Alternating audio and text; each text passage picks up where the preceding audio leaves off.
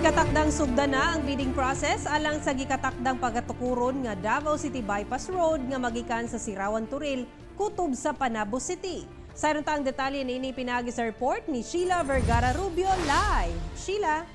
Yes, Sara, laing bypass road na usab ang himuon sa DPWH 11 karong tuiga. Gitawag kinig Davao City Bypass Road nga adunay gitas-on nga 45.2 kilometers. Way puas ang paningkamot sa kagamahanan nga masolusyonan ang nagkagrabing kakulgot sa trapiko sa dakbayan sa Davao. Kini pinaagi sa paghimo og mga dugang kalsada.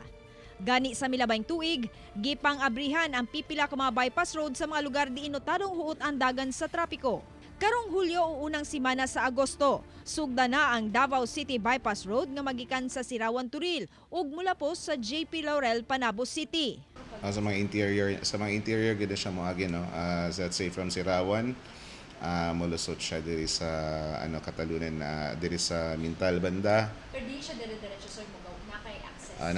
Nagay mga access nagay mutap gid ta sa atong mga existing roads Adunay underground tunnel ang maong proyekto ug kini mahimutang sa may magtuod maanindakbayan. Kini nga parte sa proyekto ang gikatakdang unahon og trabaho sa DPWH sanglit kini ang maskuti. So the total length sa tibok project is around 45.2 kilometers no.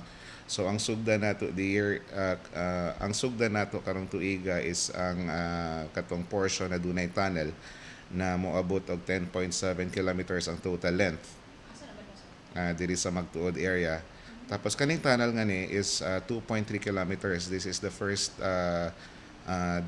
first tunnel na ingani ang length sa tibok Pilipinas no.